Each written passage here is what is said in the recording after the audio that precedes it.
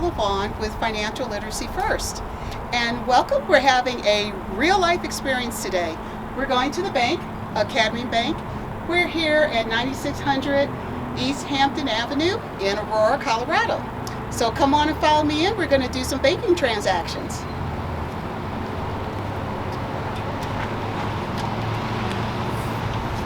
Academy Bank, like I said, we're on Hampton in Aurora, and we're getting ready to do these transactions. So we're going to start first by doing a checking transaction. So most of you have already seen the videos on how to make out a deposit slip. You've seen a mock paycheck. Everybody should have had a mock paycheck by now, or something similar to that. Anyway, I am going to show you again how a deposit ticket goes and an actual check. So first off, deposit tickets look a little different. Just kind of depends if you're coming from a checkbook, or this one is issued by the bank. So every bank, every credit union is going to have a deposit ticket for you to fill out. It needs to say on it, though, actual deposit ticket, so you know. And if you're not sure, the teller will direct you on if it's a checking deposit ticket or a savings deposit ticket. So first thing you need to do, even if it's a pre-printed one, is definitely to put the date, which is today. So today we're doing July 10th, 2020. And if it's already pre-printed, it will have your banking information here, your name or your business company or your business name. So this is going into a business account, so it has the business name here. And down at the bottom, you have several boxes. That's where your bank account information goes. Now again, if you have a pre-printed deposit slip, it's already in there for you, which is great. So now let's get to the check so we know how to fill this part out. So this is the actual check. Yay, $7.41. I'll try not to spend it all at one time, but it's going to be hard.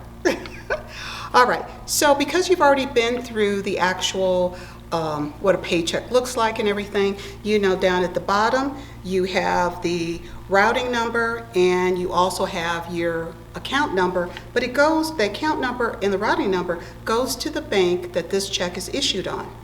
Then you should have your name, address, or maybe it's just your name.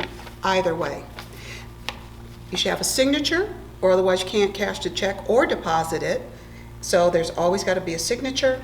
There's always the amount up here, and there should be a date and a check number.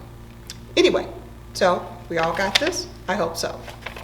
So now we want to fill out the deposit slip. Now, as I mentioned, this check is $7.41. So first of all, let's get a pen. At the top of the deposit slip, it says cash. All right, so I was talking about the deposit ticket, right? So the first line says cash.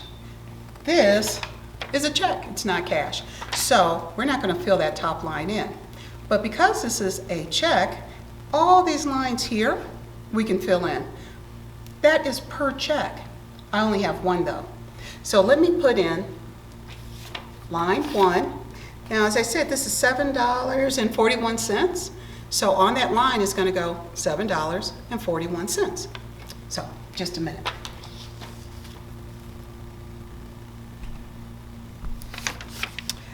So there we go with that. Now, because I only have one check, I'm going to take this down, but I don't. If I had other checks, I'd be writing them there and adding it all up. This line here says subtotal. Subtotal. So that's adding everything up. I don't have anything else, so that line should be $7.41. Then you have something that's called less cash back. If I was writing this to look to take money out from the check I'm depositing, then I would subtract out what money I would want the teller to give me back. But we're not doing that. So we're going to deposit the whole check.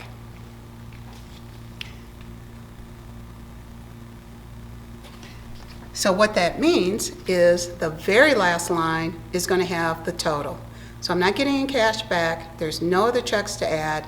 I'm getting the whole amount deposited. So now I need to give the deposit slip to our lovely teller. But what about the check? I got to endorse the check. Remember we talked about endorsing? That means on the back of the check, you're going to write your signature based on the front of the check where your name is. This is almost like a doctor's signature. I know you can't read it. And then what I always do too is put the account number next to my name, okay, to make sure that they get the right account. So now I've endorsed the check, plus I've already added the account number, so the teller's going to know for deposit only. And you can put deposit only.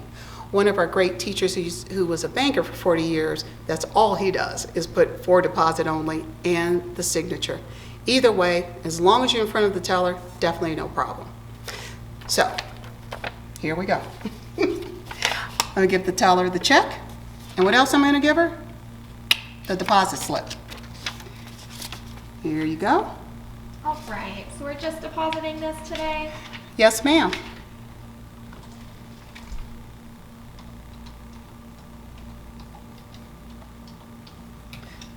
Now what the teller is doing is she's looking up the account based on the deposit slip.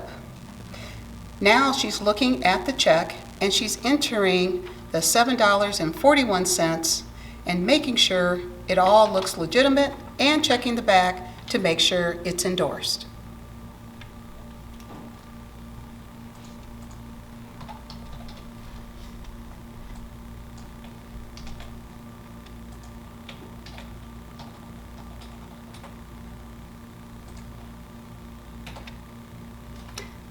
Okay, now she's got to give me a receipt. How am I going to know for sure she got the account number right and she got the deposit right? So in the banking, you hear the little machine going. Well, what is this, Jody? That's that receipt for you. Oh, great.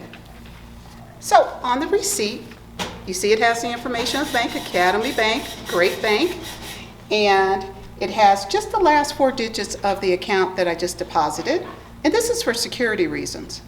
And then at the bottom, it has how much? $7.41. Isn't that what the check was for? Yes, it was. So now I know that our lovely teller, Jody, did an excellent job. She put it in the right account for the right amount. Should you hold on to this? I always do for a day or two until I get to my online banking and make sure everything was correct. Okay? Do you have to? You don't have to, but it's a good thing to do just to make sure it shows up in your bank account and there's no problem. On occasion, we all make mistakes. What if Jody instead made this deposit for $741 instead of $7.41? I would have loved the $741, but that would have been a huge mistake. And if I turned around and saw it on this or in my bank account, we'd have some banking issues. We don't want banking issues. All right, now we're going to go to our next transaction. Our next transaction is going to be a savings deposit. So we know about checking. We know that's where basically you're paying your bills, you're depositing your paycheck, all that good stuff. But you should also be saving. One thing that Financial Literacy First really stresses is saving, in particular for emergencies. We all have them. We never know when, but they are going to happen in life. So you should be saving 3 to 6 months of your basic expenses every month in a separate account.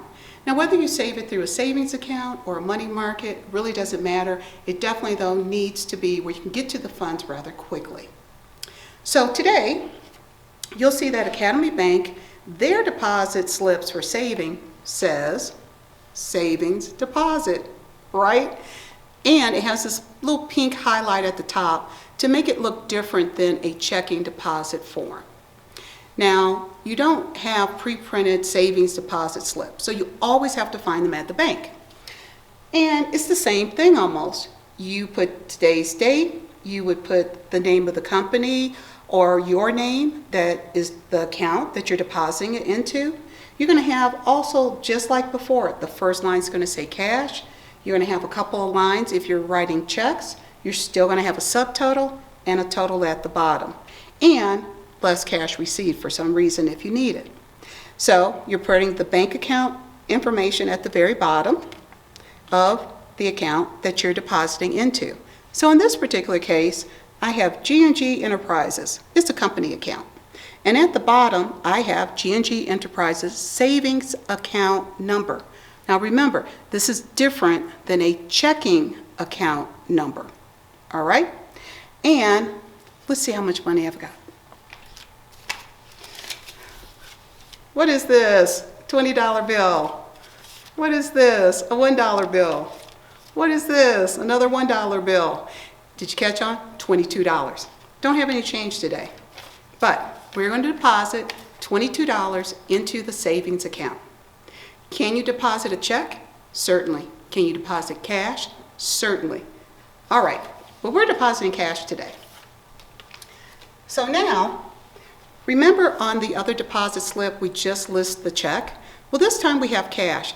So where do you think I should list the cash to make sure the deposit gets applied correctly? Ooh, you got it. Yep, first line. So how much money did we say we had? $22. Okay. So I'm going to put $22. And how much change do I have? None. So I'm going to put 0, 0. And top line says cash, so it has $22, 0, 0. Now, I have nothing else to add. I don't have any checks to add. I don't have anything. So where should we go? Subtotal.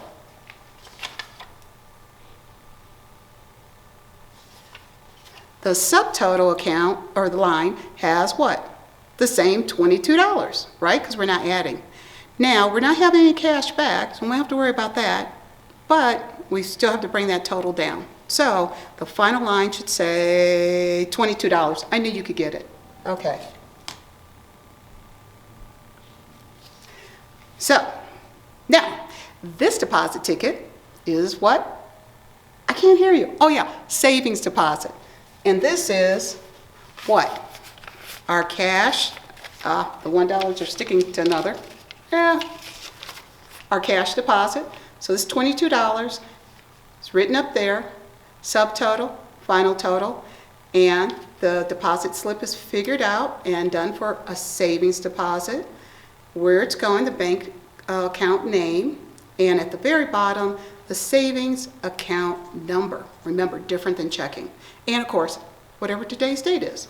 So now, our lovely assistant teller, Jody, is going to make this deposit for us. Here we go.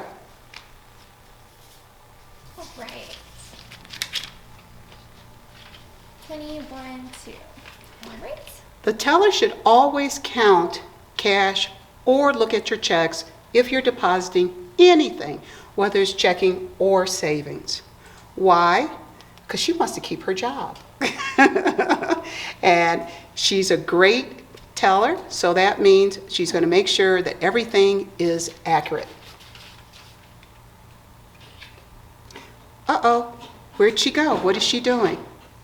Now, she's depositing cash into the cash drawer behind the counter. Why is she doing that?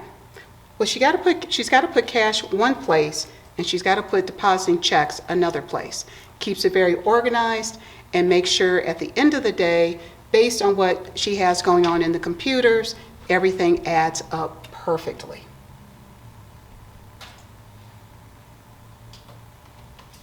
So Jody, what are you doing now? I'm printing your receipt for this deposit. Great. Now listen, she's got a machine going. Go ahead, let her rip.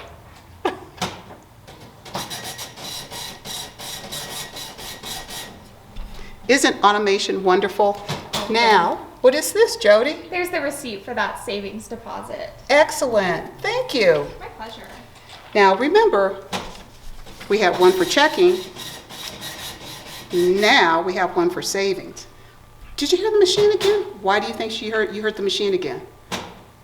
Because she's got to account for that cash behind the counter. So there's other documents she has to print off and put aside to acknowledge that the bank took in cash. Now, just like the checking deposit slip from Academy Bank, It's the same thing. We want to make sure, first of all, those last couple of digits match up to the account that we had at the bottom of the savings deposit form. Does it? Ooh, yes it does. Then we want to make sure she got the amount right. It says $22.00, no change. Did she get it right? Yeah, she sure did. All right, and once again, should you hold on to this? You should for a day or two, just to make sure you check your online banking account and make sure she deposited $22 and not 22 cents. Okay, we have one last transaction for today. It is a paycheck. So this paycheck has my name on it, okay? And this has where it's coming from, the company. Now, if it's pre-printed, this one isn't. This one's issued by the bank, it's not pre-printed. But it would have the company name and the address at the top. This right here, again, has the date. It has who it's payable to. It has the amount. It has the amount spelled out. And it is signed. So we know it's a legal tender or a legal document. And then at the bottom, we have the routing number and the account number. Remember, what does the routing number say? It's associated with the bank that the funds are drawn on. So this particular routing number is only for Academy Bank. Okay? This account goes to this BFMS Inc. That's the account number. The name is written out. The amount you will see, if it's $50, you need to spell it out or it's spelled out for you. Sometimes it's printed in. It doesn't matter, just as long as the amount and then the amount spelled out. Okay? And remember, it's no good without a signature. So now, I'm going to hand this to the teller, and I'm going to say, hey, I want to cash this. Let's see if I can cash this. Okay? All right, so we're just cashing this check today? Yes. And do you have your ID with you? Why is she asking for ID? Why are you asking for my ID? We need your ID to make sure that you are who this check is made payable to, and you're not trying to cash someone else's. Okay, thank goodness I have my ID. Here you go. So ID can be a state-issued identification card. Mine is my driver's license. You can also use your passport. And I believe, is military ID allowed? Yes, we do accept those. There you have it. So we want to make sure there's no fraud or theft going on. I didn't steal this check or anything. So now she's going to cash my paycheck. All right, any special way you need the cash back? Isn't that nice? Instead of just giving me whatever cash she wants to give me, she's going to ask how I want it back. All tellers really should. The reason, you may have a preference. I may want just a $50 bill, but I don't. Jody, can you give me, oh, I don't know, 2 20s and the rest in singles? Absolutely.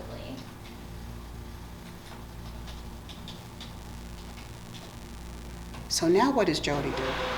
Jody's putting in the computer what I asked for in terms of cashing the check. So she has to go to that bank account, BFMS Inc., enter that I'm cashing a check and I'm making a withdrawal. That means I'm taking money out of that account, and how much?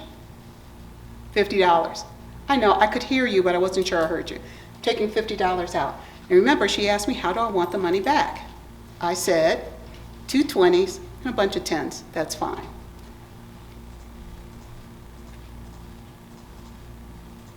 Now, she's got to record what she's giving me.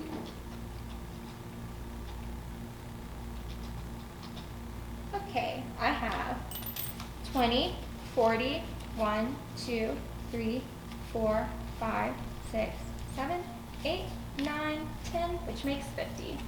Why, thank you so much. Would you like this in an envelope? Yes, I would. Why does she ask that? Sometimes you don't want everybody to see your money. Sometimes you're just taking the money and going to another bank or go pay a bill or something, leave it in the envelope. You put it in your wallet, next thing you know, you're going shopping. Be careful. All right, and then I also need an endorsement on the back of this. An endorsement? Yes, ma'am. What's an endorsement? What's an endorsement? It's your signature saying that you are cashing the check at this time. Remember the other check? Same thing. So, this check is made payable to me. So should I put Jody's name on the back or mine? I think I'll put mine. And it's always your signature. You don't print it, it's your signature. My signature. Now we can finish this transaction. Isn't that right? Yes, ma'am.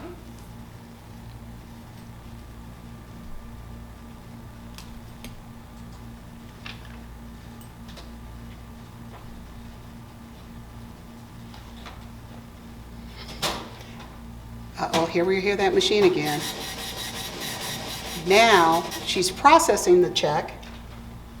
All right, so I have $50 and your ID back for you. Terrific. Well, thank you so much. So she gets my ID back, just like she said, and the envelope full of bills, which is $50.